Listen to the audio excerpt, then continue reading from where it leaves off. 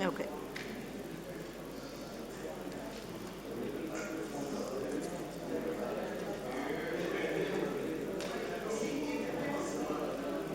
Good afternoon, everyone.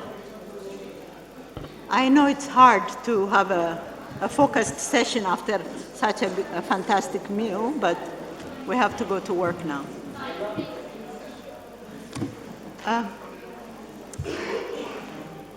Please, I don't know. Should they come up here? Yeah, please. Thank you.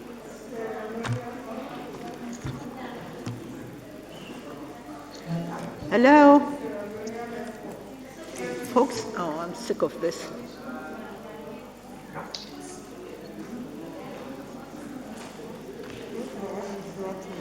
What? Tekwa, What is it? dry ginger.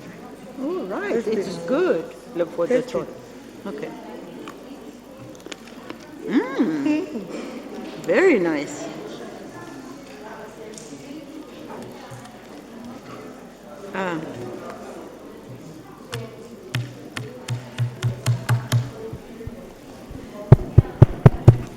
Okay, so please, let's be seated. We are about to start the next session. I leave this with you. Okay, thank you. Okay. Hello, everyone. Sharagara.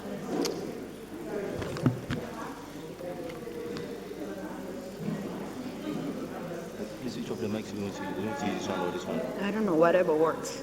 Both work, so whichever one you want. It's okay, this is fine. But it hasn't been working this morning, so. Hello. Good afternoon. This afternoon we have synthesis reports from 4 clusters, which implies that each one of you will be very succinct in terms of providing the synthesis. So I really urge you to please stick to the time if we're to discuss. And I think the best part of conferences like this is the feedback you get from participants through questions, comments, and so forth. So with that, we have exactly 2 hours or less, because we're a bit late. So I'll give 15 minutes to each presenter. Please take note, 15 minutes. And we will focus on the main findings, the conclusions, comparisons if it is possible, and pointing to ways forward if you're prepared for that. So with that, I would like to call, I believe, the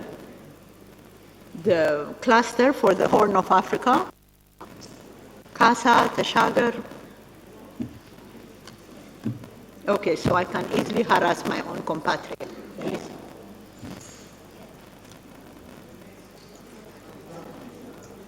Hello. Hey. يفلك. Okay. Kassa is going to talk to us about Djibouti, Ethiopia, and a summary of the synthesis of these reports. And so I'll call on you to start, please, if you prefer.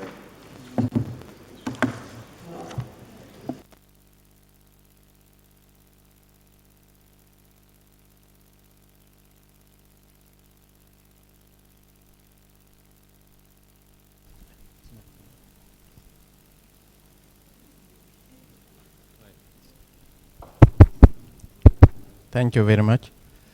Where are my slides? Oh, okay.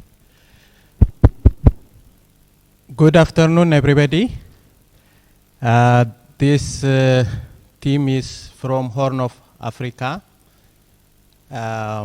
Ethiopia, Djibouti, and Sudan. The team members, myself, Mupunga from Djibouti, and Abbas from Sudan. So the title is I think sorry.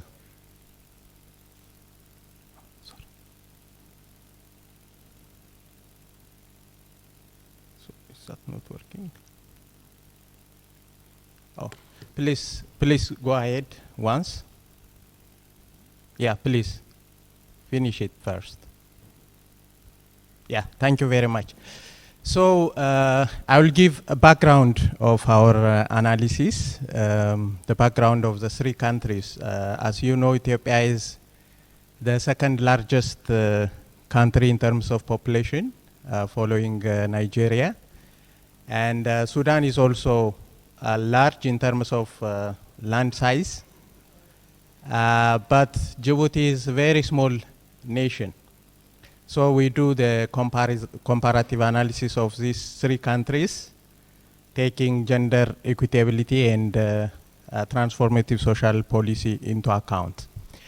So Ethiopia was not colonized, but the experience of social policy is not much different from other countries in terms of trend.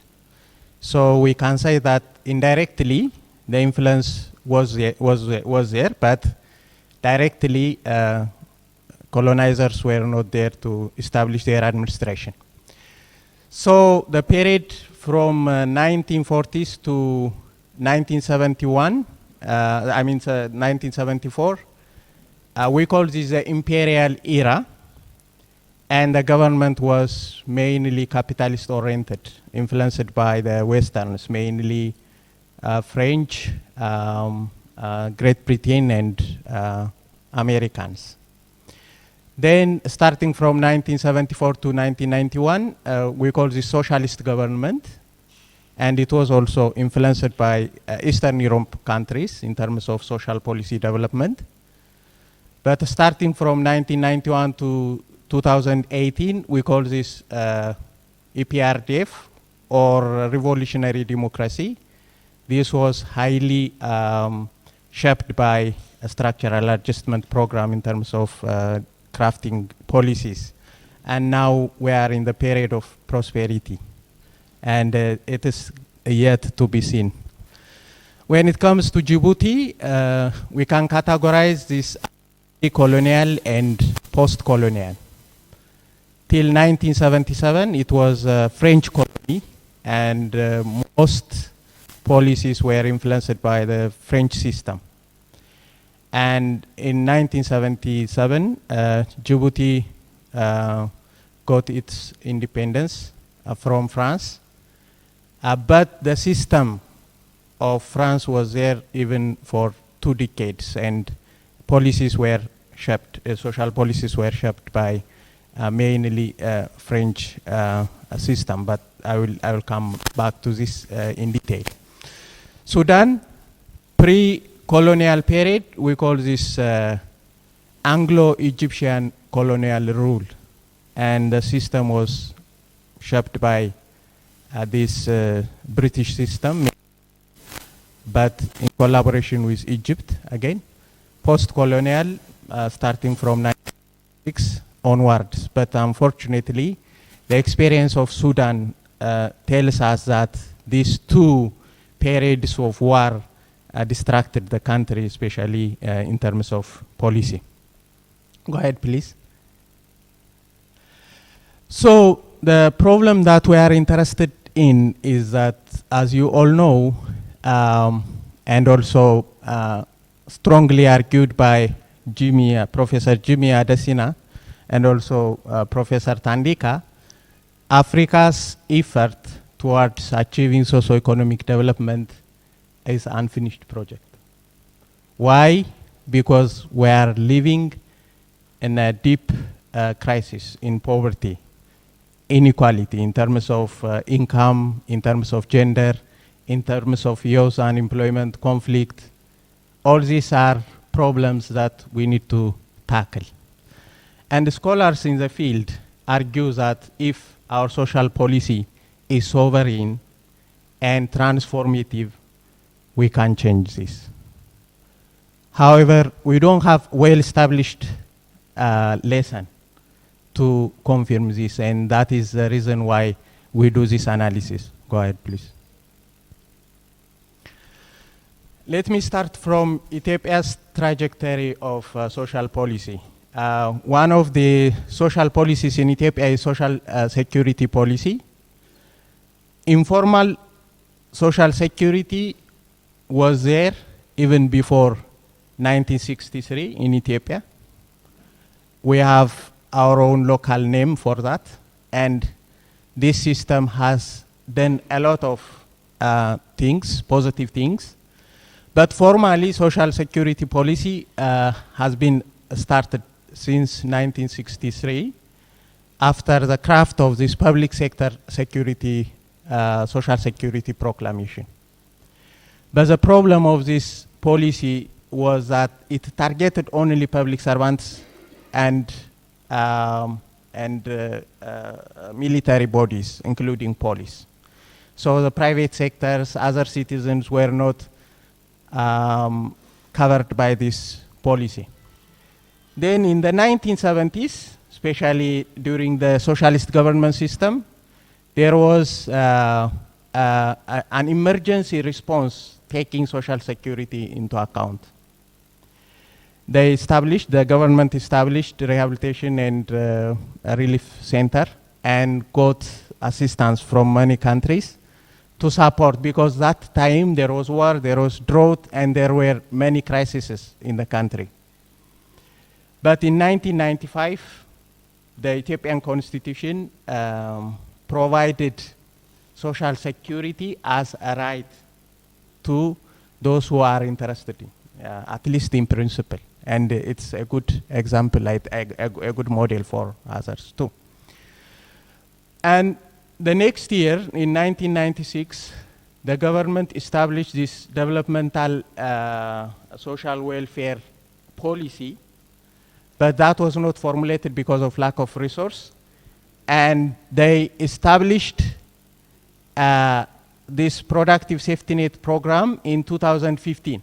In 2005, and this is now the second largest social security program in Africa. And it has more than 8 million participants, beneficiaries, and this is also a good model for Ethiopia. Then in 2011, the private sector security was also issued. Why? Because starting from 1963, private employees were not able to cover by this security. However, starting from 2014 onwards, there is a national social security program, social protection program, that covers many aspects in the country. So I think the literature is now becoming adequate in terms of taking the experience of social security in Ethiopia, and other countries can learn from this. Please go ahead. In terms of education, it's also the same trend, starting from the 1920s to 1970s. During the imperial era, both traditional education system and modern education system were there, even if the system was not colonized by foreigners. The education system was first shaped by the French people, then British, and also in the 1970s, starting from 1960 to 1970s, Americans. However, they were not able to penetrate and influence directly. Even if they don't control directly, their influence was not was significant. But we can categorize the trend into a genesis of the development of the education policy, then incremental progress during the Derg regime. In that case, even if the Derg regime gave emphasis to education, at the same time, they also politicized, and they used it for their own political agenda based on the socialist principle. Then the expansion has been done in 1990 to 2018, and finally,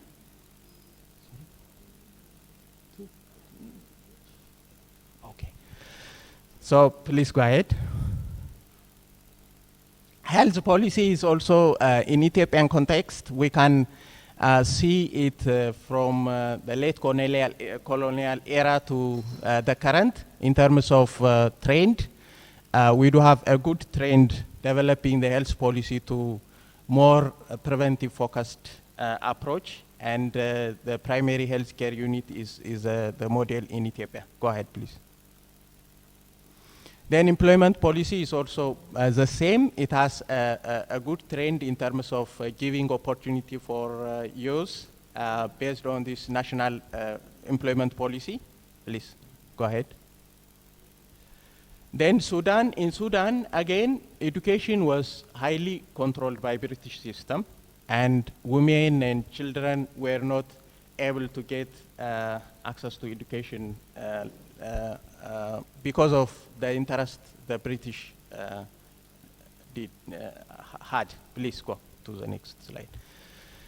And also after independence, the system was also failed to provide adequate education service because there was no stabilized system in the country. Please continue. It applies to education, health again. Continue, please. Djibouti, again in Djibouti, during the French system, they tried to apply this pragmatic policy, social policy approach, but they were not, that policy approach was not succeeded because the locals, when they liberate, they were trying to demolish what they had, and that created a lot of mess in both education, health, and labor policy. Please continue. Go ahead. Once. Yeah, please. Go ahead, please. Please, go ahead. Go ahead to the last slide, please. Yeah. The key challenges that we came out from the analysis. Policies were not formulated internally. They were pushed by external bodies. In general, inequality is a characteristic in terms of gender and income class. Low participation of the locals in the policy process. Their policies were also dependent on foreign ideology. Especially these things created mess during COVID-19. Please go ahead. Now our way forward, let me say something about these three slides, 3 points. Our policies should be transformative in terms of giving a right to citizens. It should also be progressive and sovereign so that it will contribute to these three countries in particular and in Africa in general. Gender equitability is also an issue in the three countries, so we need to work on this and minimize the effect. Finally, the focus should be given to quality social service, and capacity of the institutions should be developed to tackle diseases like coronavirus. Thank you very much. Okay, I think I want to remind the House about the experience we had just before lunch, which is be succinct and stick to the time. He's a good example. I stopped him in the middle, and I will continue to do so because we have, I think, established a pattern about pre-colonial experiences, the colonial experience, and we need not, in this particular synthesis, repeat those. So please move on to the trajectory of social policy, what we can learn, what we can compare in our clusters. I will now call on Omona. I have warned him already that I will harass him if he passes the time. So please talk to us about Kenya, Rwanda, Uganda, and Tanzania. Like I said, leave out the backgrounds about pre-colonial and colonial and stick to the main issues found by the report. Yeah, thank you so much, Chair. Cluster 4, and we are these countries you are seeing, and we are all three here, but the fourth person is not able to be with us. That is from Tanzania. But we covered really the topic that has been the focus of the research. Next. Yeah, so in the way we also cluster the periods, they are just like for the rest. The late colonial period from 40 to 60, the post-immediate independent period, 61 to 80, the neoliberal, beyond the crisis, and the COVID-19 period up to date. And our focus were on 4 sectors: education, health, employment, water, hygiene, and sanitation. And of course, in terms of methodology, we followed also what the rest followed, is mainly and predominantly qualitative research, of course, using trend analysis on the basis of these periods that I've mentioned. Yeah, so for the first period, if we are to do a comparative reporting on what we analyzed, the first period, of course, in terms of ideological orientation, of course, here we are seeing a colonial-driven kind of interest that was predominant, and of course, it did not favor the real Africans. The interests were mainly for the whites, Asians, Arabs, the local chiefs, and home guards. Those were the people favored by the policy, and during that time, also the policies were influenced by some global agenda under the UN Declaration of Human Rights of 1948, and of course the World Bank Advice on Economic and Social Development of the 1950s. So in terms of participation, you find at least the indigenous or the local people had no space or no sufficient space in the policy development process. The space was very constricted and consisted of many of those I mentioned above, including the missionaries.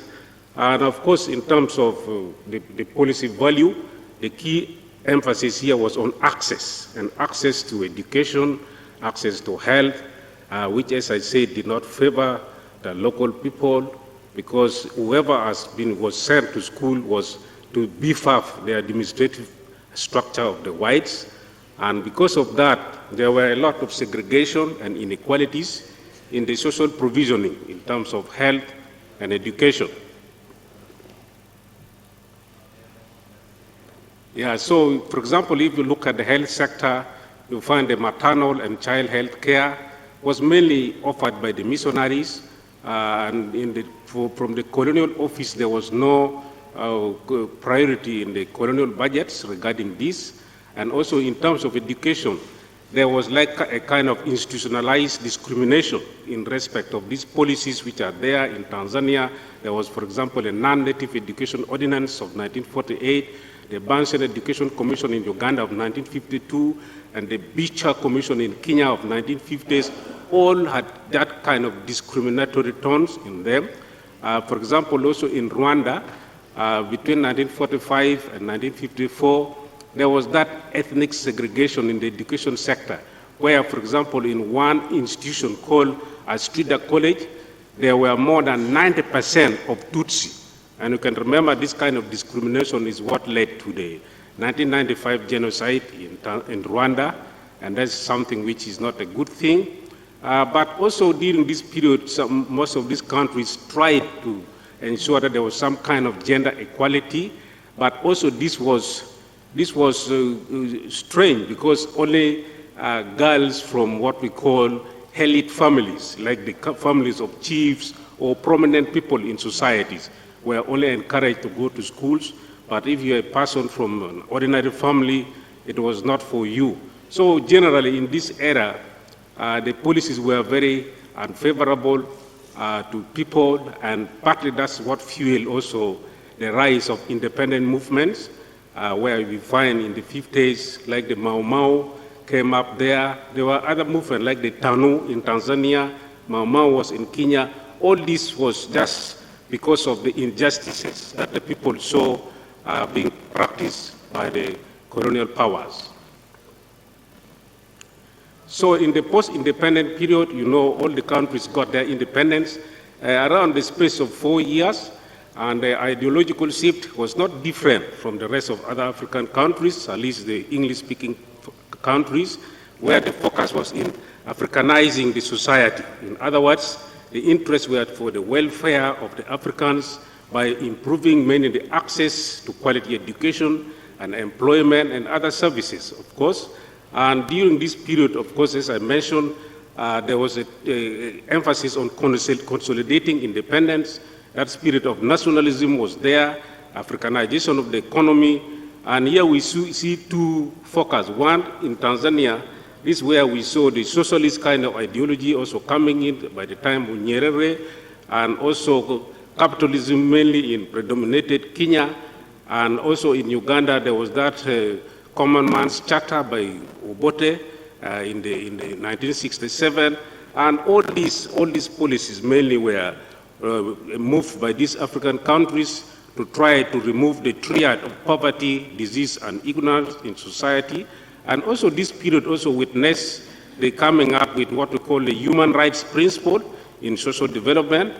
This was a period that we saw them. And of course, generally, we saw also that the initial efforts were made by some governments, like in Tanzania, using the Tanzania Education Act of 1962, to try to address the issues of urban-rural inequalities. So there was that effort also made to make sure that some sanity was introduced into the policy arena. So in terms of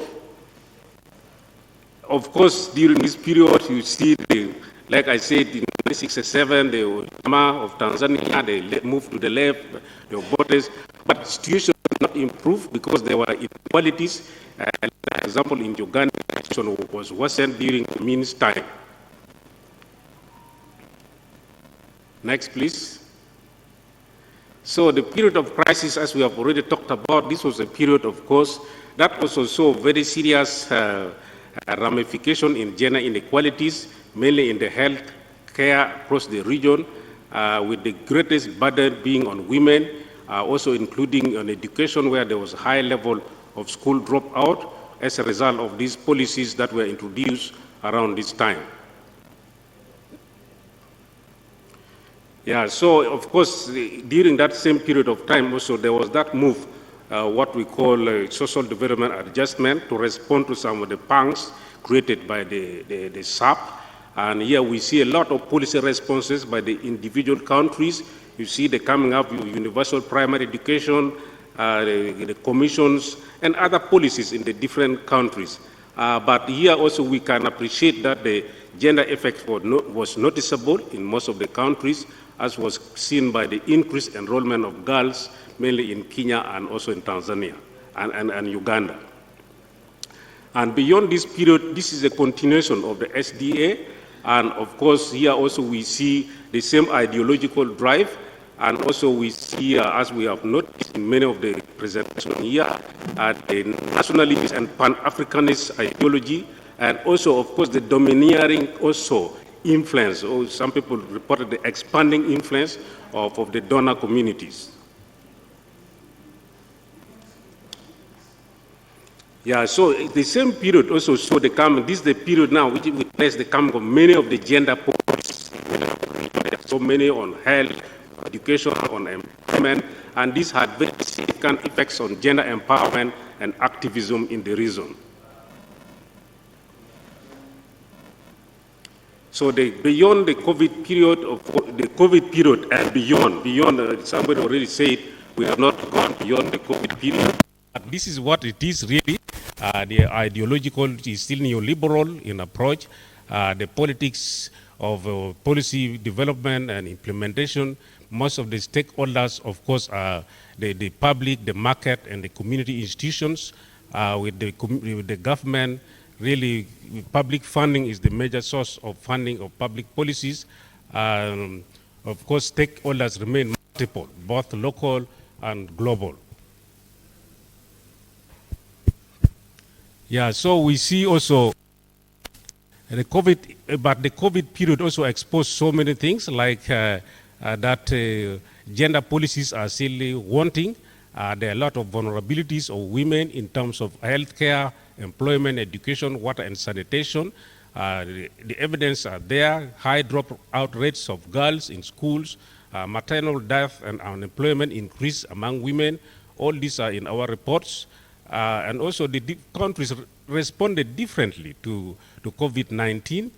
The living example is Tanzania, which was very inward-looking. It depended on its resources in confronting COVID-19. So in terms of the analysis, we see the legacies, the major ideological direction, the norms and values, the actors, both official and non-official, and then the gender policies have generally been upward in the terms of trajectory. If we are to trace from independent up to now, they generally have been upward, and they have significantly empowered women. We are using the word significantly empowered women, but there are still challenges. So, yeah, we talked about challenges. There are a lot of issues still to deal with. For example, the COVID-19 exposed that there are institutional gaps in policies that have to be dealt with. And secondly, women are still stuck in the rut of care and unpaid labor force. That is something we have to deal with. And of course, there are also other issues like, of course, the development of policies has also brought up some new areas. Like, for example, there is narrow access by people with disabilities or youth to the job market and other social services. All those are concurrent issues to deal with, even when we confront issues to do with women. And the major critique here, which we have to look at, is one, there are ramifications of social policies in terms of targeting, there being urban bias, there's inability to address unintended consequences, and also reverse effects on men. These are issues that we should deal with, and the challenge, of course, with the economy of the developing of the region, there's low rate of GDP, so that there's always inappropriate or inadequate budget to deal with policy issues. So this is really like the conclusion now. That's the final, like if we are to talk about the overall impact of the gender policies. So you can see the gender inequality index of the 4 countries. You see now Rwanda there is doing very well at 0.402. And you can see the overall sub-Saharan African index is 0.570. So you can see that, we are doing very badly as a continent. Uganda is there, I think, low, and Kenya. You see the gender development index. You look at the last column. That is so telling.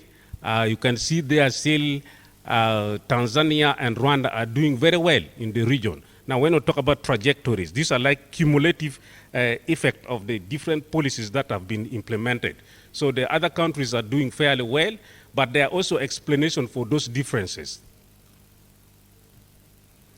So there are a lot of opportunities. This is the last slide, a lot of opportunities for still making gender policies more transformative in the post-COVID-19 era, a lot of other things. I remember one of the West African countries talked about also most countries should be return to democratic values and constitutionalism as they pursue the issues of governance in their countries. There is need to depend on our local resources if we are to escape from donor dependency. We need also to, when doing budgeting, mainstreaming gender issues and also capitalize on what we call gender responsive budgeting. It's very important. We should also prioritize our development gender issues on most of the regional, national, and sub-regional development agenda, because all those gender issues are there. The problems are only in implementation and prioritizing them in our budgeting. We have also addressed the issues of rural-urban development divides. We have also to increase the appropriation of our budget as a percentage of GDP to gender issues, very important. And of course, lastly, we need appropriate social protection measures to address the care and unpaid work among girls and women. Thank you very much.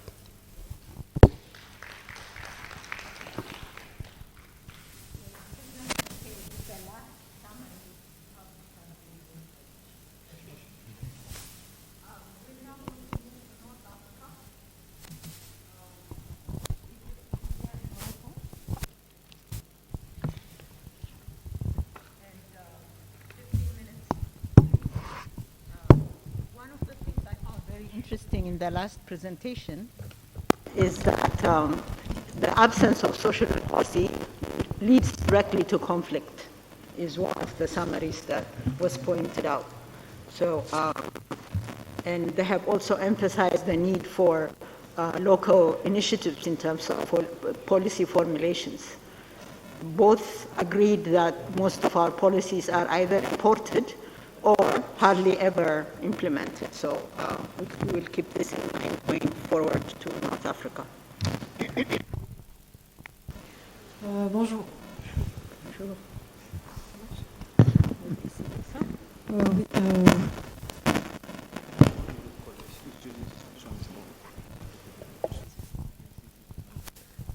Bonjour. Donc, je vais présenter le travail pour le cluster des pays de l'Afrique du Nord. Juste, je précise avant de commencer qu'il n'a pas été avec les autres groupes de l'Égypte, notamment Madame Saadia Radi, et de l'Égypte, Emira Mahmoud et Ahmed Ali Abdel Sadek. Donc, à ajouter après la présentation, bien sûr.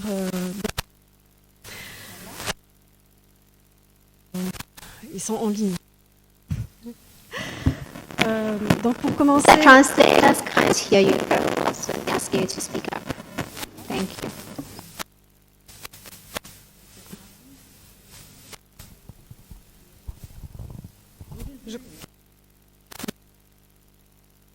Ouais. Donc je vais commencer juste par la problématique posée. Les trois pays, la Tunisie, l'Égypte et le Maroc, comme tous les pays de l'Afrique, donc ils ont dû se reconstruire après la colonisation. Après l'indépendance, ils ont suivi des politiques économiques similaires. Par contre, les politiques sociales étaient utilisées souvent à des fins différentes. Et la question qu'on se pose, c'est si ces politiques sociales expliquent la différence dans le développement économique de ces pays. Je vais suivre donc dans ce travail les 4 axes: éducation, emploi, protection sociale et les politiques genrées. Next, please. Next slide. Pour la période donc, coloniale, je ne vais pas m'attarder, comme c'est déjà conseillé. Juste, je vais retenir 2 choses. Que l'école obligatoire pour les filles et les garçons, donc ça a commencé en Tunisie dans la période coloniale, et que aussi le militantisme féministe, il a commencé aussi en Tunisie en 1920. Donc ça explique après les politiques genrées qui ont été utilisées en Tunisie après l'indépendance. Next, je vais passer directement à la période de l'indépendance aux années 80. C'est la période où il y a eu le plus de politiques sociales dans les 3 pays. Et c'est juste parce qu'il y a eu une obligation ou un besoin de reconstruire les pays. L'importance particulière, elle a été donnée donc, à la formation du capital humain, donc à l'éducation. Si vous pouvez avancer les slides. Merci. Encore. Again. Voilà. Donc l'importance la plus particulière, elle a été accordée à l'éducation. En Tunisie, c'était le tiers du budget de l'État qui était accordé à l'éducation. Avec les deux, avec Gamal Abdel Nasser aussi en Égypte. Donc c'était un nombre d'étudiants qui a quadruplé entre 52 et 65. Et toute une politique qui a été utilisée au Maroc ou suivie au Maroc avec le chef de gouvernement Al-Fessi. Next. Alors concernant l'emploi, pour les 3 pays, ils ont vécu 2 périodes différentes. Une première période après l'indépendance, qui est une période où ils ont suivi une politique économique socialiste, et où ils ont suivi ce qu'on appelle la politique de collectivisme agraire, particulièrement en Tunisie et au Maroc. Alors, durant cette période-là, il y a eu ce qu'on appelle la politique d'employabilité en masse. Donc, on cherchait à réduire le chômage, mais ça a été au détriment de la productivité. Donc, on employait les gens dans des chantiers en Tunisie sans se soucier de la productivité de cet emploi-là. En Égypte, donc, on garantissait le travail pour tout diplômé dans la fonction publique. et une importance a été faite pour introduire les femmes aussi dans l'emploi. Le résultat, c'est qu'il y avait un excès de diplômés du supérieur au milieu des années 60. Ça, c'était le cas de l'Égypte.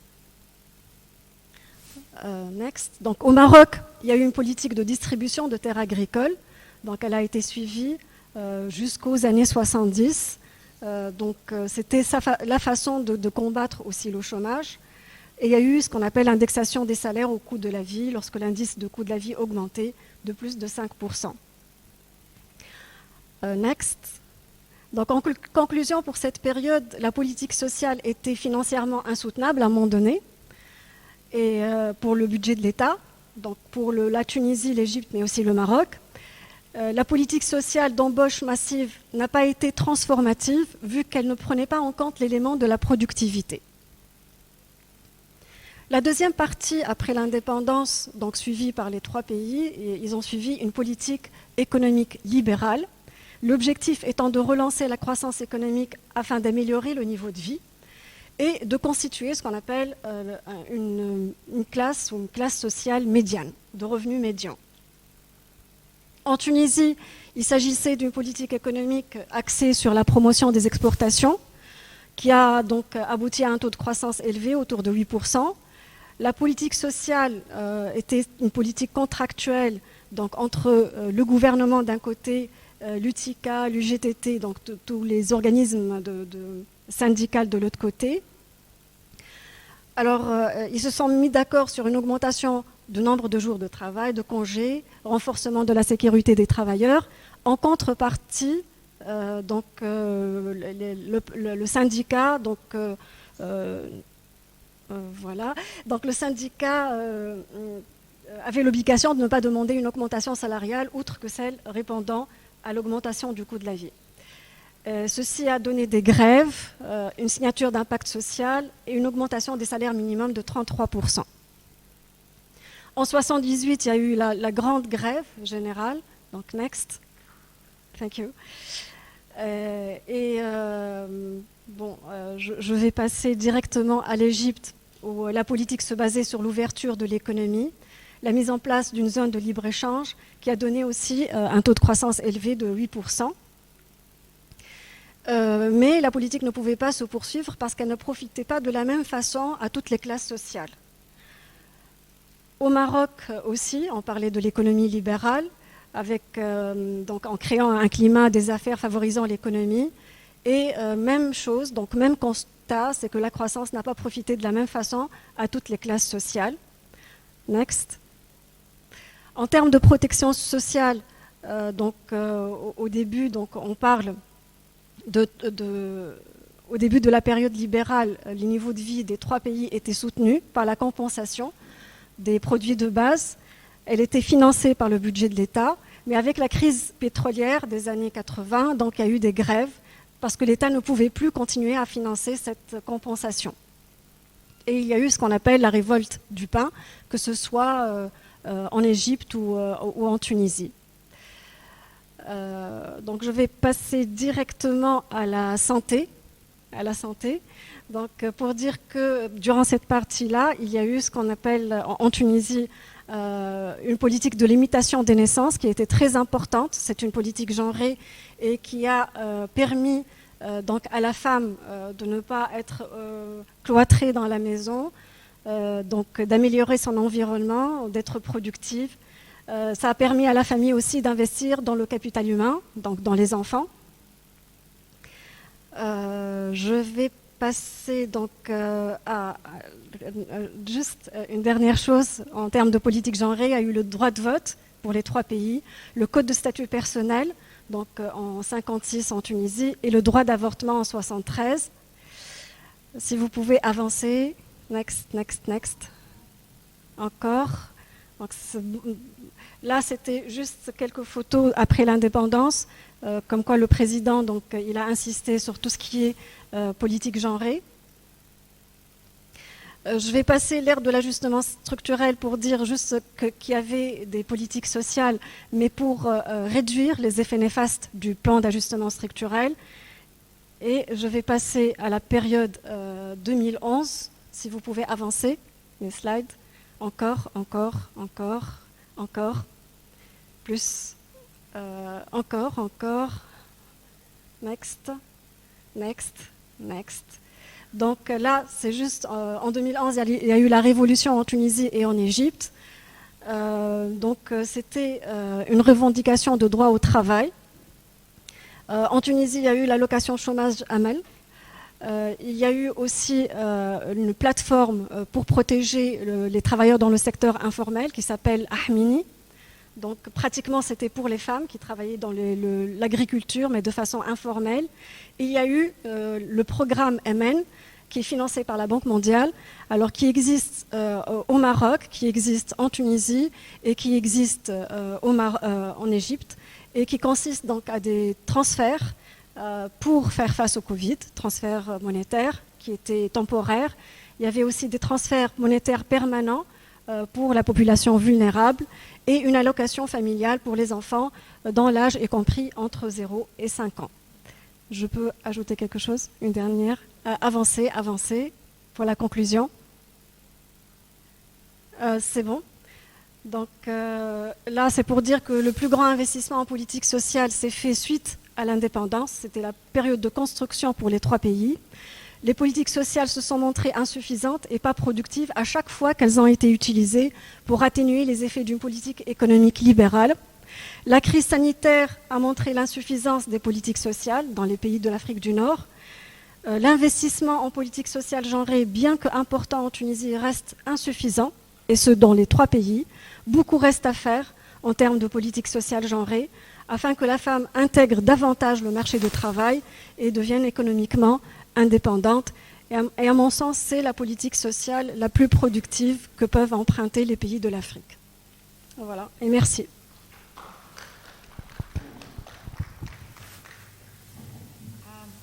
We now have another cluster to discuss. That is South Africa, Mauritius, and Zambia for the Southern Africa. 15 minutes. You'll have more time with questions and answers.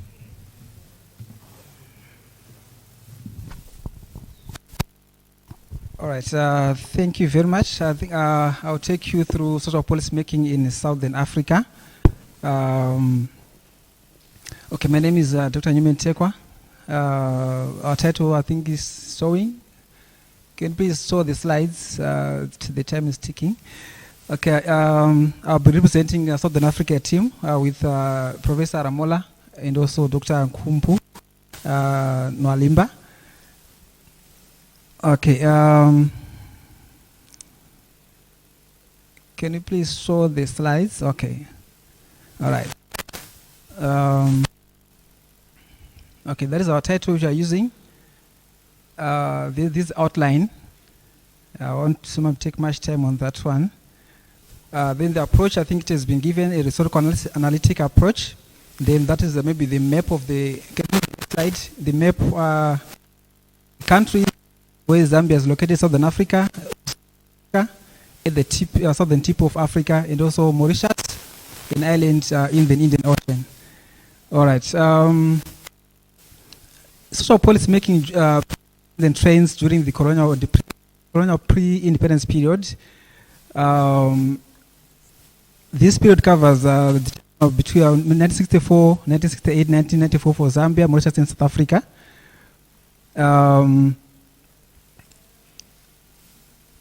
Consequently, the historical development of social policy during this period was strongly underpinned by an ideology of racism, predicated on racial and colonial discrimination, with race established and legitimized as the dominant factor shaping social policy.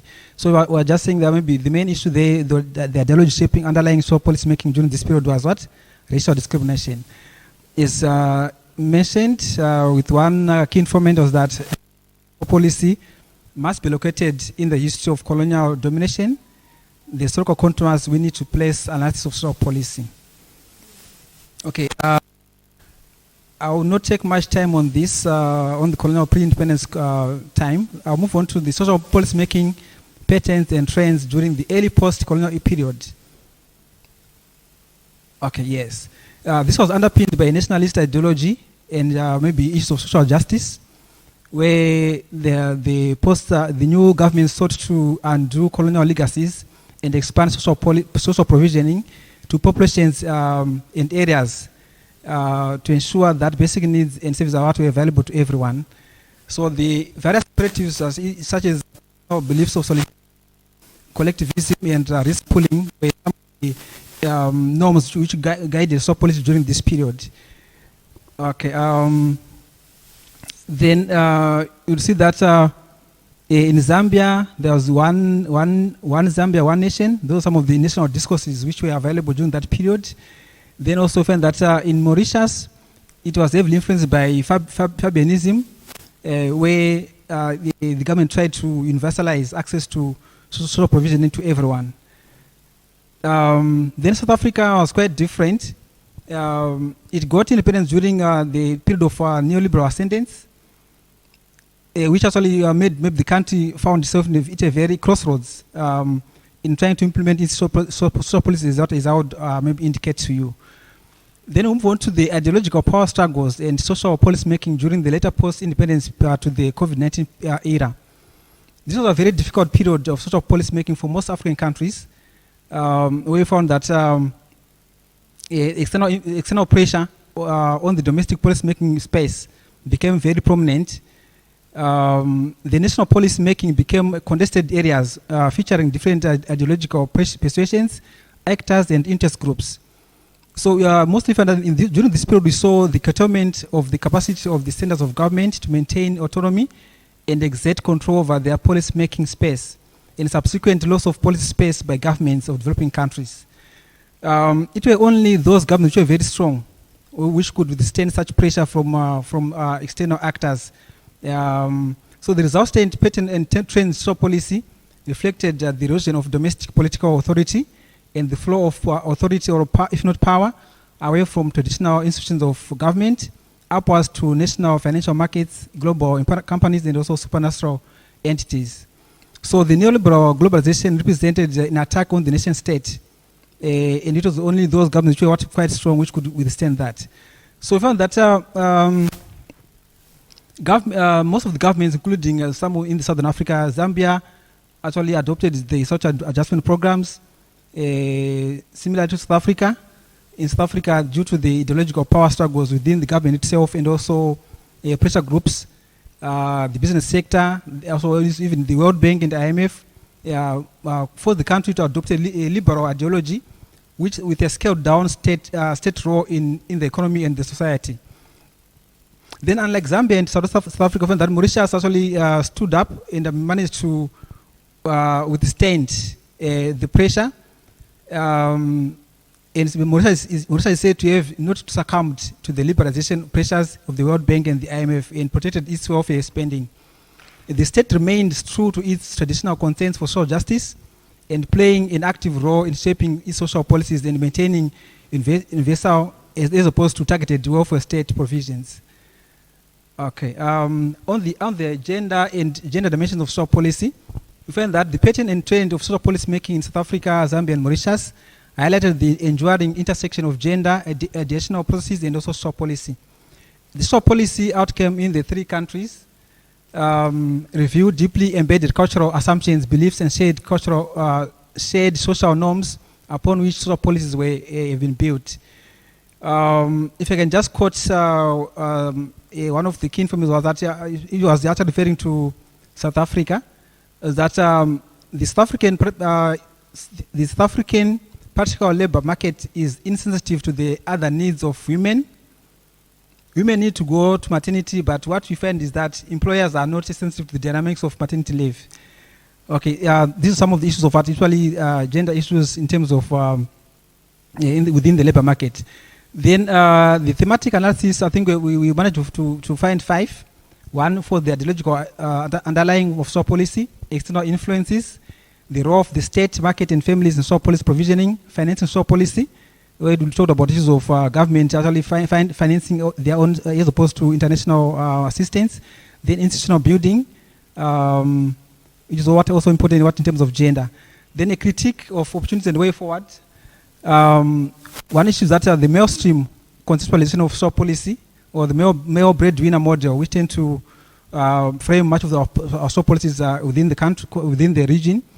A persistent colonial urban biases, both the focus on areas, urban areas, also as opposed to the rural areas, whereas the content is what is largely agrarian.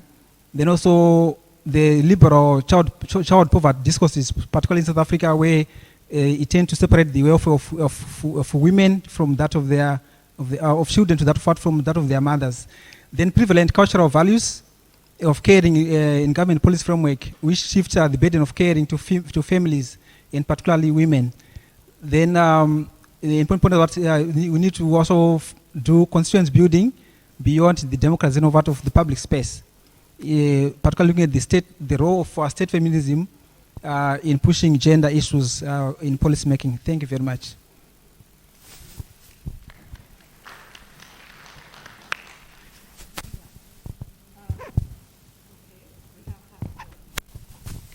Discussions of clusters that cover East Africa, the Horn of Africa, North Africa, and Southern Africa.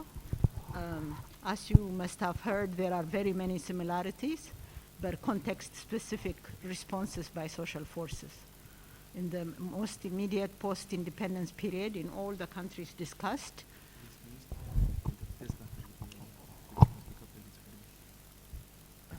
they can't hear me? Yes. Whoa. Okay.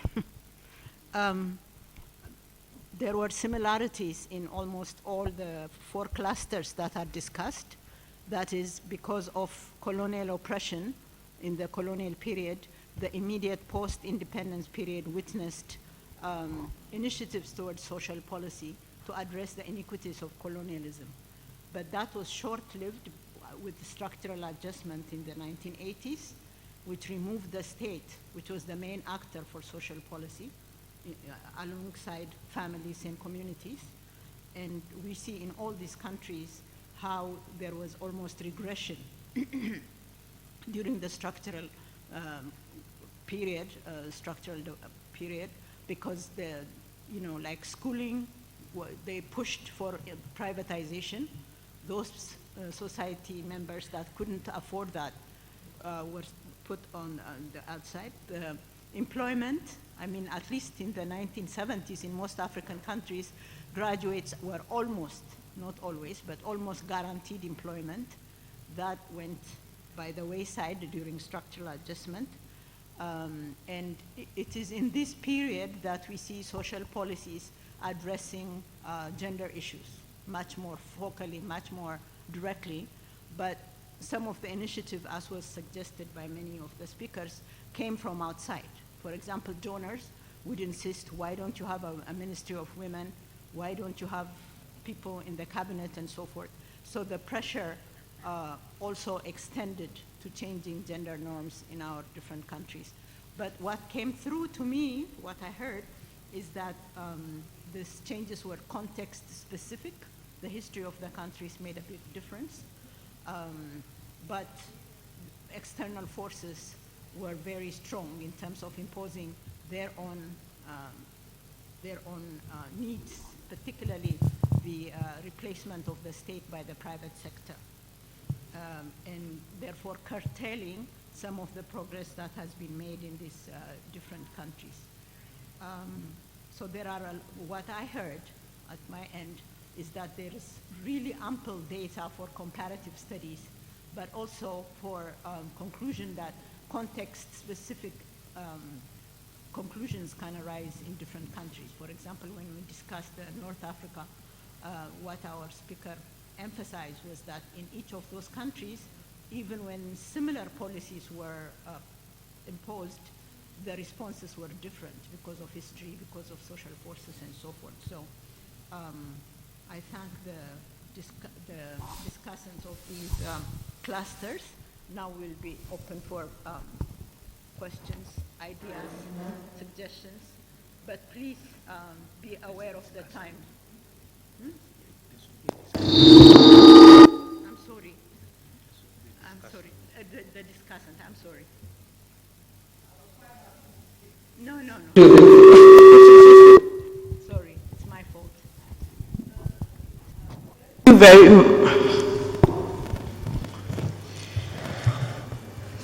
Thank you very much. I'm going to try and keep it brief and respond more in terms of what I took away in terms of my questions. So, looking at the cover, and your project is Gender Equitable and Transformative Social Policy.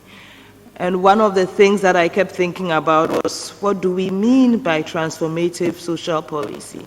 In some of the papers, there was a conversation about Africanization. So you talk about the early post-independence period, an Africanization policy in place. Others talk about access, so for health or for education, the fact that there are more hospitals and there's a national health insurance of some shape or form, universal access to education, so no-fee schools in South Africa, and so on and so forth. And then I'm wondering if access is good enough as a measure of transformative social policy. How about outcomes? How about that? So when you have a statistic about increased hospital attendance based on particular social policies, should we not also be thinking about what happens when you actually do go to hospital? What kind of an experience do you get? What kinds of outcomes do we get from, and some of this might have difficulties, but I just thought that a transformative social policy for Africa, what kind of an Africa would I like to live in? It would be one where not only do I have access to education, but I have access to a particular kind of education. So questions around outcomes of whatever policies are being put in place for me is interesting. The other thing was social policy and gender equitable transformative policies, right? So what does it take to have a gender equitable outcome? Is it the policies or should it be policies plus? Do we require something else to make sure that there are changes that are gender equitable beyond the social policy? So I'm thinking of the, I think it was the Mauritian case that I read briefly, and I saw these statistics about universal education for men and women for at least 40 years. And then when you think about what happens in the world of work, you find that there are huge gaps in labor force participation rates. So you might give women access to education, but if you want women to be able to improve their life chances, to have, to live their lives to the fullest of their ability, perhaps something else needs to go on in addition to social policy. Issues around norms and transformation, or is it that we need some harmonization of laws in addition to social policy? A third thing that I thought was more silent, particularly around issues of gender, was an international approach. You do gender, and whether you have gender equality or gender equity in many of the papers, but you didn't think about women in their fullest of senses. So yes, we are all women, but there will be women who are Muslim and women who are Christian in one country, or highly educated versus poorly educated, rich versus poor, and to what extent do the policies improve circumstances for all kinds of women? Another one that I found glaringly absent was issues around disability. So gender and disability, or even in terms of thinking about transformative policy and disability. The final point I'd like to make has already been made, but I think it's an important one to emphasize, and that's more on care and the ways in which our policies on the continent address issues of care. Given that we are in I'm not exactly sure we're in a post-COVID era, I think we are still in a COVID era. We need to think about the extra burdens that put on women in a context where we've paid very little attention to the care burdens of women. Thank you very much.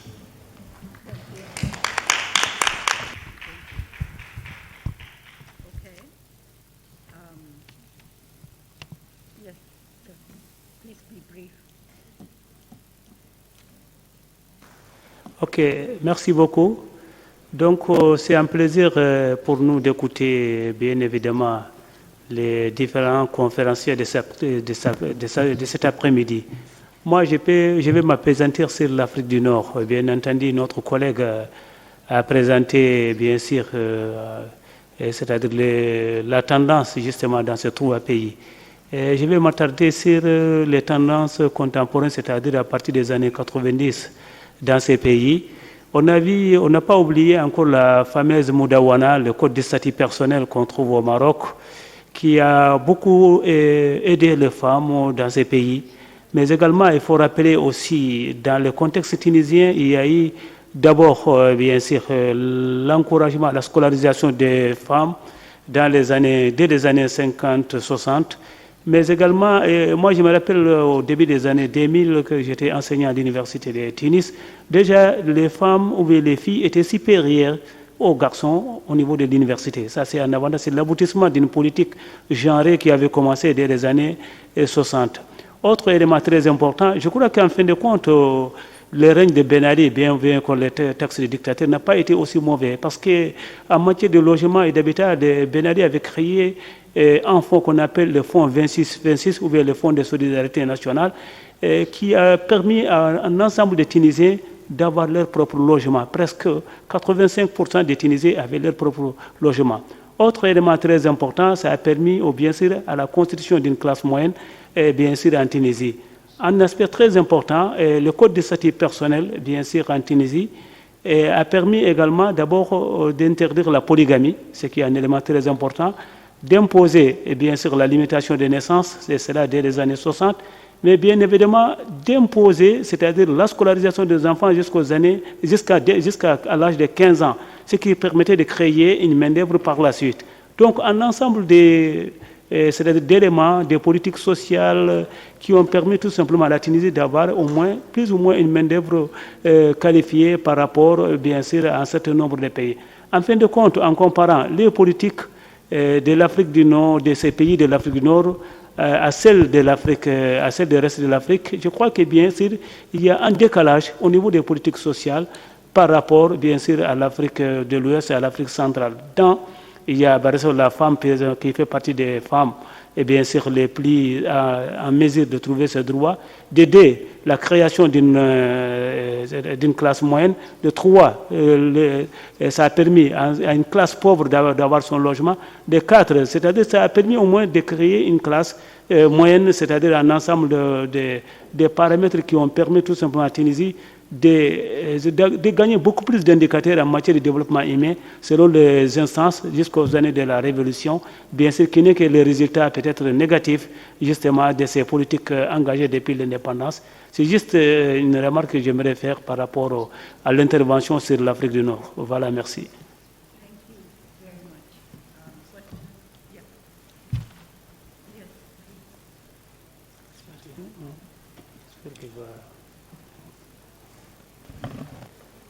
Merci de me passer la parole. Mon intervention s'articule autour de 2 points. Premièrement, un avis et deuxièmement, une question.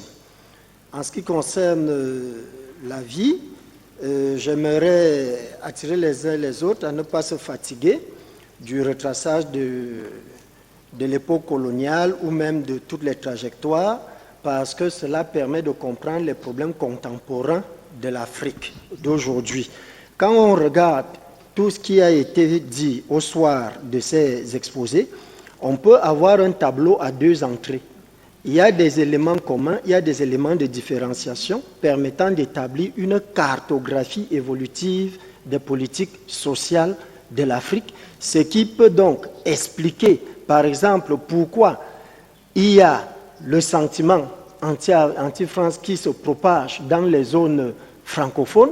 Par exemple, il y a beaucoup d'éléments, les rébellions et ceci, les problèmes de l'Afrique tirent source des politiques sociales en commençant par cette époque coloniale. Le pass a été appliqué à toute l'Afrique et c'est pour ça que les mêmes politiques se sont perpétuées. Donc on ne devrait vraiment pas se lasser. Nous regardons, par exemple, il n'y a pas d'ambassade du Ghana au Cameroun. Pourquoi? Parce que le Nkrumah, qui était intellectuel, prônait les États-Unis d'Afrique. Chez nous, ce n'était pas le même niveau et c'était des bénis de la colonisation. Voilà, on subit ça jusqu'à aujourd'hui. Ce macro-projet peut donc s'inscrire, après le diagnostic, dans la prédiction et la prévision. Et parlant donc de cela, nous aimerons avoir des clarifications en ce qui concerne, par exemple, le génocide du Rwanda. Est-ce que cela a impacté les politiques sociales? Est-ce que les politiques sociales n'étaient pas à l'origine? On parle généralement de la communication de radio 1000 collines, mais nous on a fait des études dessus. Il y a des dessous qui peuvent expliquer bon nombre de choses. Est-ce qu'on peut avoir des clarifications à ce niveau? Il en est de même pour Idi Amin Dada en ce qui concerne le Rwanda. Aujourd'hui, nous nous rendons compte que lorsqu'un dirigeant est diabolisé par les Occidentaux, c'est parce qu'il commençait déjà à s'occuper de son propre pays. Alors, qu'en est-il? Nous, on a juste des images de ce dictateur et autres, alors que peut-être il y a des réalités qui peuvent expliquer les tournants dans ce pays. Même chose pour l'apartheid en Afrique du Sud.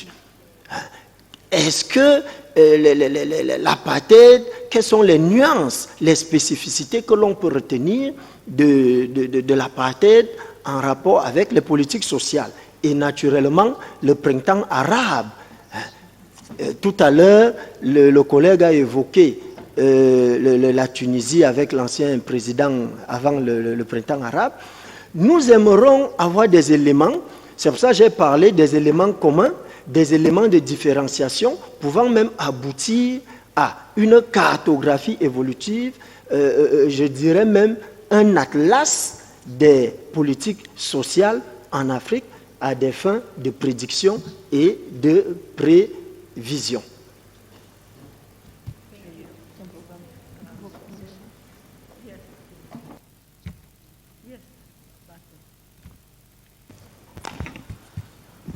Merci. Moi, j'ai une question concernant l'époque coloniale, parce qu'on a vu que les pays anglophones et les pays francophones ont la même trajectoire en ce qui concerne l'époque coloniale. Mais pour les pays du Maghreb, je n'ai vraiment pas beaucoup d'informations là-dessus.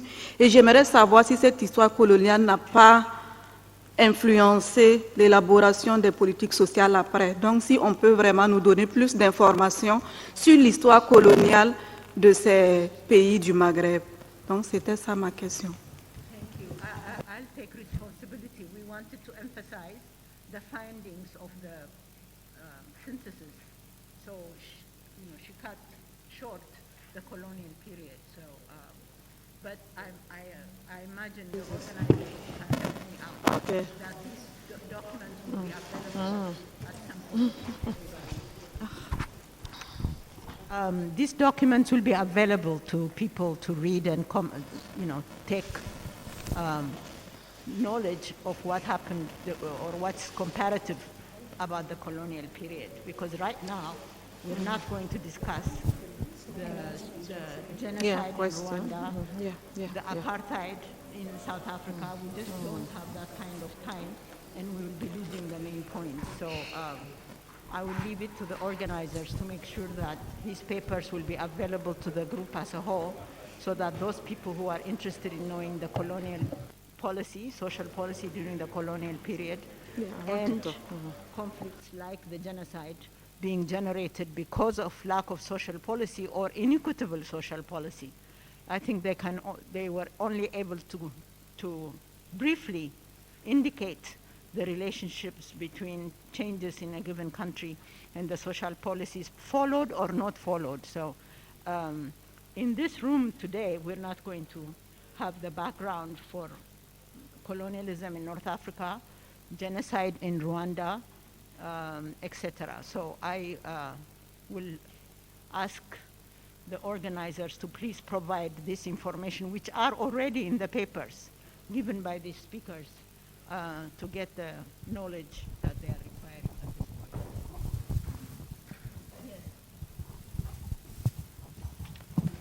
In all of this, I'm wondering what is the role of some of our continental organizations in also providing leadership to ensuring that continentally or our sub-regional or regional institutions also play a role. I'm talking about the African Union. We have our own roadmap of the Agenda 2063. Then at the sub-regional level, you may have ECOWAS, SADC, and ECA, and all of these things. But I'm not really hearing much about how would they come in, how do we leverage on these of our institutions, in ensuring that they also play a role. For example, we have the African Charter on Democracy and Elections, because some of the things we are really saying are all embedded in some of those international continental documents, that ensures that there is synchronization, there is social responsibility between the governed and the governor, and all those things. But I don't seem to be seeing that one coming out. Where do they come in? What role should they be playing? How should they be strategically located to ensure that, the social policies that we promulgate, are implemented, they are provided for in terms of resources, because we have a lot of illicit flows, Studies have shown that the amount of money that leaves Africa, on an annual basis, our mineral concessions and all of that, so much that, we shouldn't be running to these international financial institutions. So I don't know how we would bring these institutions in, and what sort of role do we expect them to play, in ensuring that, our social policies are financed, they are internally led, and not dependent upon who, because the proverb says, who pays the piper plays the tune. And that is exactly what we have been singing throughout this morning. If the international community gives us the money, of course, it goes with conditionalities. Thank you very much. I hate to tell my sister that the AU is also funded by the same powers. Yeah, okay. Thank you for my sister. I couldn't see her around the first. He made the first intervention. I think she drew our attention and also our focus to something that I think I would like to comment on it, because if we are speaking about the public policy, we cannot speak about public policy without speaking about the role of the state. So this is also, it brought in my mind what she mentioned, that even the reconceptualization and recontextualization of the concept of the state building, sometimes in our case, in our cluster, is varies, okay? So I think what has been mentioned by my colleague Kassa about the different case of Sudan, Ethiopia, and Djibouti in terms of the Anglophone and Francophone, and also the periodical time that and the shape of state. Also, this is brought in my mind that I think is more coherent, that not just to build on the historical type of the Anglophone age or the Francophone age, rather than to make the coherent base of our cluster analysis based on the type of the state building process that took place in the different countries, and we keep in our mind also the state as a social relationship, which, as I mentioned here, is the issue of the tribalism, where the state is repositioned right now, and also is the issue that mentioned also the cluster of Egypt and Morocco about the public policy right now with the new concept of the political change and social change.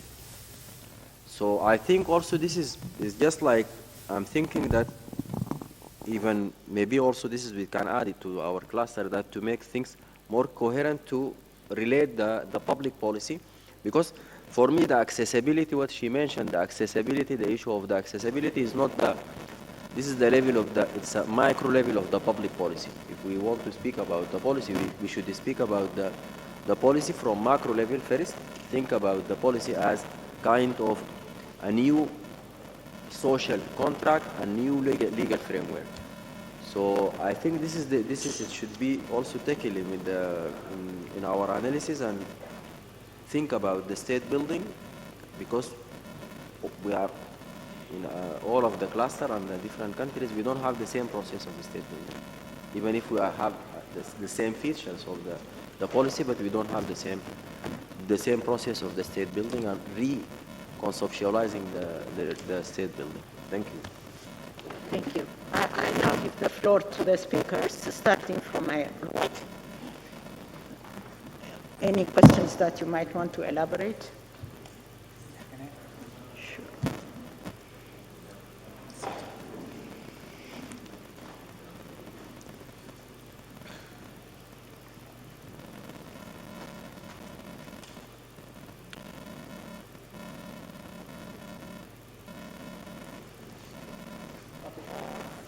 Very much. I think I would just talk about the issue about apartheid in South Africa and how its nuances, and also how it was linked to the shop policy of that day. Yes, I think it's part of the history of the country. Apartheid has left a permanent legacy in social policy in the country. I'm talking about South Africa here.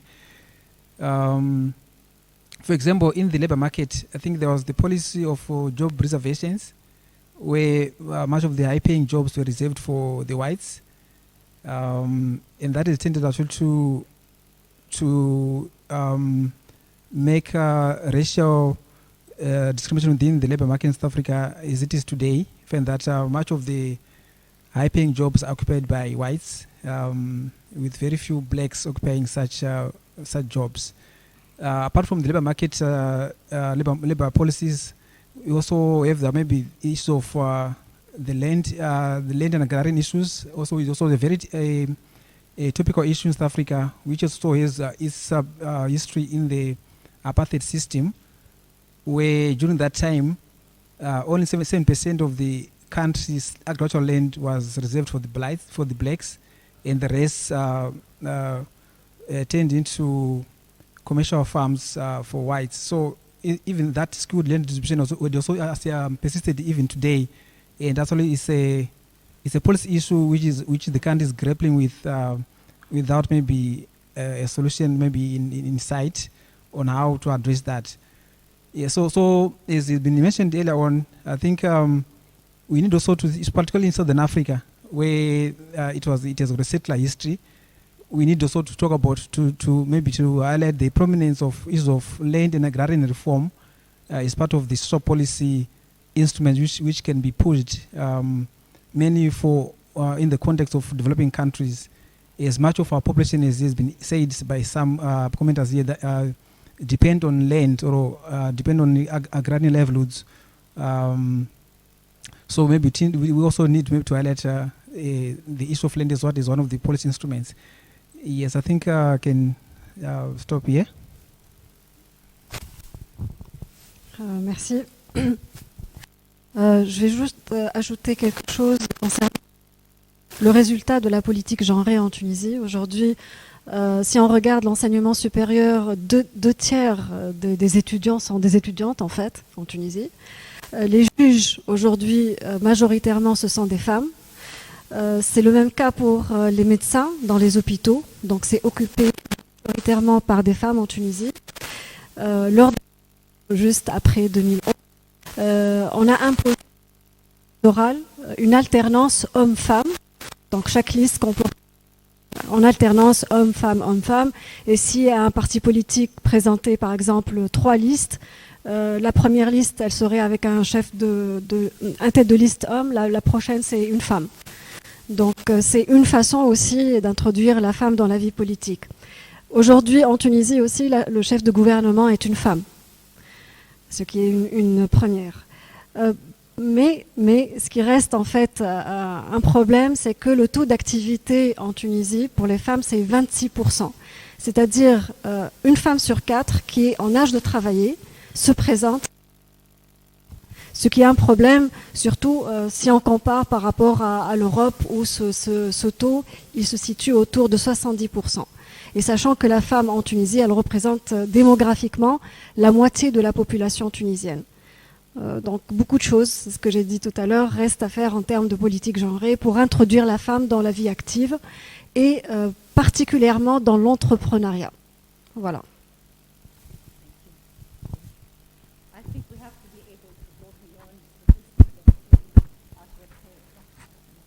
Thank you. Thank you very much for the comments and questions.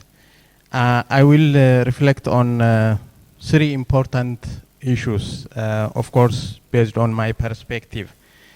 The first one is transformative social policy. What does this mean? And how this can transform the continent? This is critical question. Most of the time, if we see the literature and if we define social policy, we end up separating it from other disciplines. But in practice, it is not.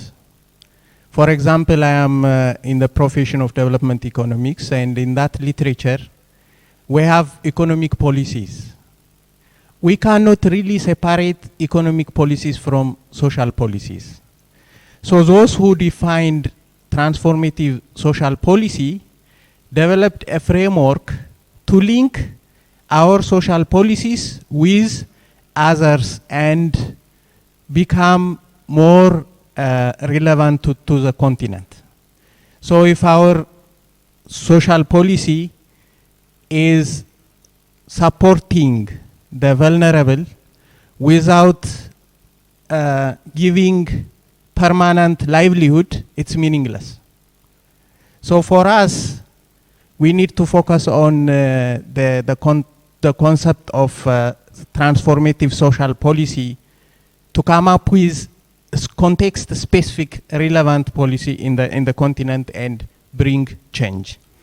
This leads me to the next question regarding history. Thank you very much, my friend. I really appreciate your concern. The beginning is knowing our history. We need to believe that we are, I think there is something wrong in Africa. But why that problem is there? Why something is wrong in Africa? We need to ask.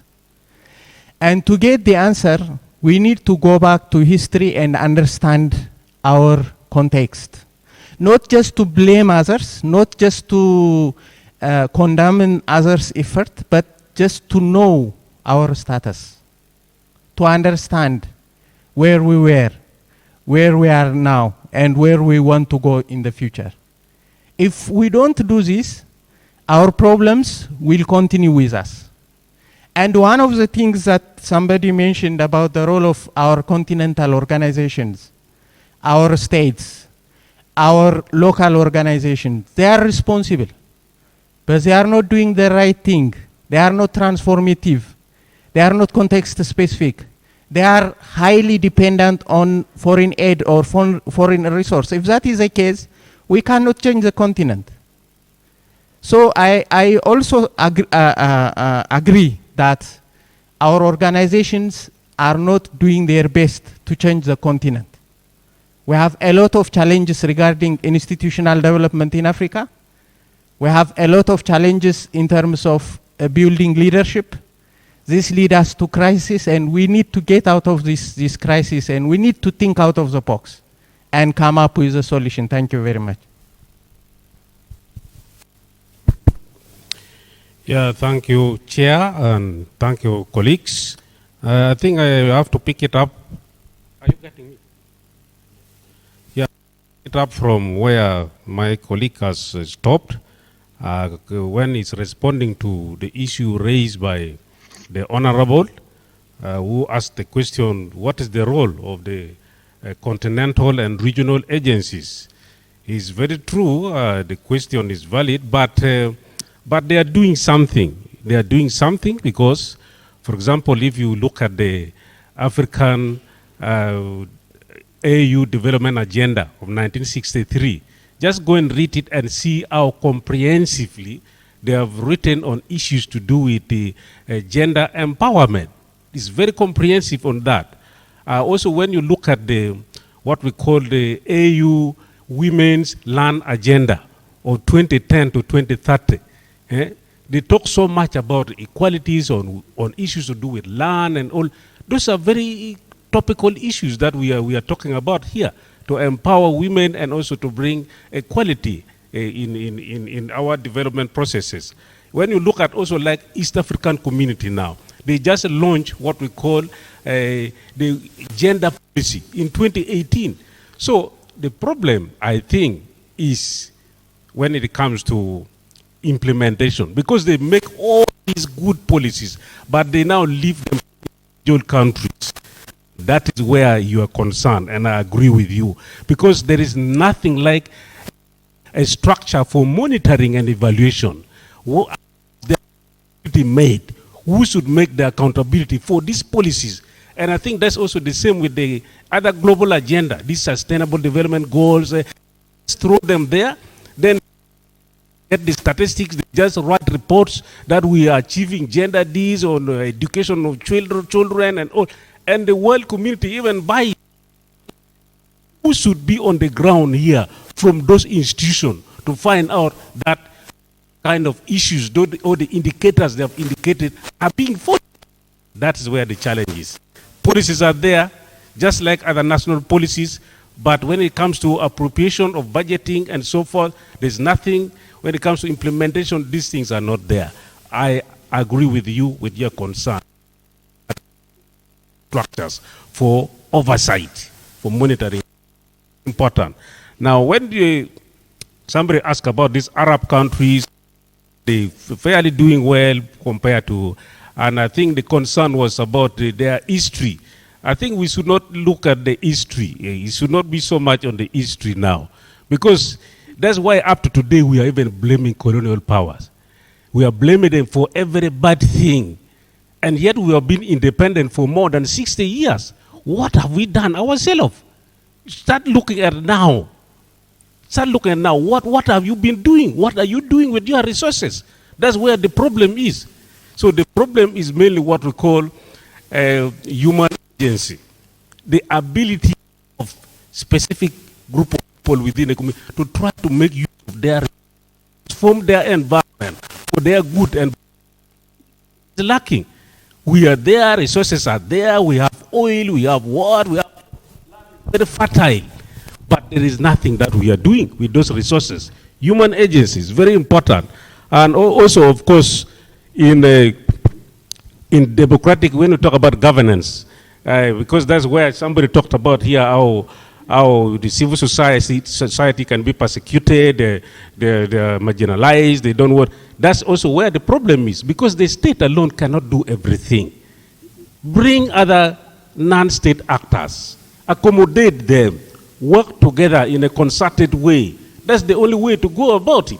But now you become dictatorial, authoritarian, you think a non-actor is spying on your system, and yet you don't have the capacity to implement. That is a key problem that we need to deal with. And although the chair did not allow us to talk about the genocide and the Amin's regime, are they connected with social policy? Do they have impact? Yes, why not? You see, as I think one of my colleagues mentioned, you are not going to implement social policy in isolation with other policies. These are interrelated, including with the context of implementation, context of formulation and implementation, because it is everything in the end is political. You have the economic policy, you have the social policy, but somewhere somebody is going to decide how it will be implemented, using what funding, and that's already politics. So you're not going to just divorce social policy from politics. Politics is the key. You can have all the good policies, but it will remain in paper if it is not in favor, if it is not favored by the politics of the day. So that's very key, and very important. So like the Amin's era, and you talk about the genocide, they destroyed all the social infrastructure, including the policies thereof. So you can see the link. So like the Rwanda now, you saw the gender inequality index is higher. Why? Because now they learned the lesson from that, and they are trying to correct. So you can see. So the conflict also has impact on the gender policy. That's why Rwanda is picking up very fast. It has picked up very fast on gender issues compared to the rest of the East African countries, because there is a relationship with politics, with the conflict, with everything. But as I said, it's human agency. It's the people to decide what to do and how to do it for their good. Very important. And I like also what the discussant talked about. The emphasis should be put on the care burden of women during this COVID-19 is very true. We have found these women are unduly affected by the COVID-19, and a lot need to be done. One example I think we recommended is to have some social protection measures against these women who are caring for the sick, for the children, the domestic work and everything. Some social protection, which is lacking at the moment, is not there. And besides, I think the state should take it upon them to think about transforming development in the rural areas, because that's why we are having rural-urban divides. Like, for example, if a woman walks for about 10 kilometers to go and collect water, can't we do something? Can we initiate boreholes in the communities? If women are going to fetch firewood 10 kilometers away, they're even destroying the environment. What policy do we have about energy to conserve the environment and all that? So all these things are really challenges that need to be dealt with by our states. Thank you very much. Just to defend myself, I didn't say we shouldn't talk about genocide. I'm talking about managing our priorities here. We have a limited amount of time, and we have to use that time to discuss what we are here for. Anybody can discuss genocide, but technology and Africa. What I was saying is that we should use this time to discuss what we can comparatively come up with, what kind of transformative social policies are we advocating for, and how do we get there. As for regional organizations, as I said, almost 70% of the AU budget comes from outside the continent, which means that those people who provide those resources dictate what can be done and cannot be done. All these organizations that were mentioned, ECOWAS, SADC, AU, they have social policies on paper, but they cannot, the way that our countries are structured now, cannot go to X country and say, this is the social policy you have to implement. So we have to, as citizens, we have to build our voices to say, what are you doing in our name? Because they are representing us and we should be asking those questions. But my understanding of this project that we are engaged in is that in each country, what kind of social policies would get us to the kind of solutions we are seeking for. For example, there was a lot of examples given on access. And as the discussant very up, why aren't we looking at the outcomes? Because, for example, when structural adjustment was too terrible to live with, they came up with more enrollment in schools, et cetera, et cetera. Those students that were enrolled in the 1990s because of this new policy or quote-unquote post-structural adjustment policy came into a schooling arena where they could hardly learn anything because there were very many students in school but we did not have the materials to support them with quality education. So remembering that access and outcome should always be on the table when we discuss these new opportunities are important.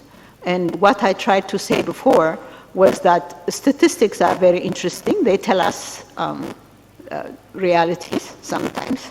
They distort realities as well. But we have to be able to have the analytical skills to look beyond those numbers and ask questions. That was what I was trying to say, not discuss AU or genocide or all these other issues. And the care was not sufficiently discussed, as the discussant observed. And we talked a lot today about human capital. As far as I'm concerned, one of the major ways that we can build human capital in this continent is by paying sufficient attention to care. How those who care for human beings bring about the human capital that our countries need. So I think we have had an interesting day of discussion, our first day, and these issues will continue. I thank you very much. I think we're done for today.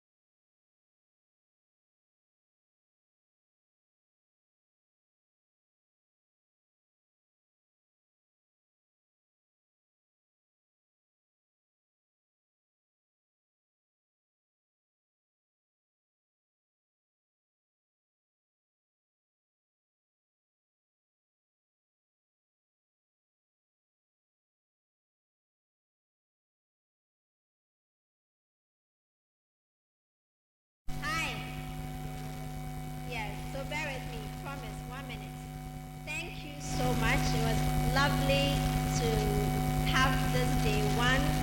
There's been a lot of, activity behind the scenes, as you know, and it's really nice to have it all finally come together and to see all of your faces.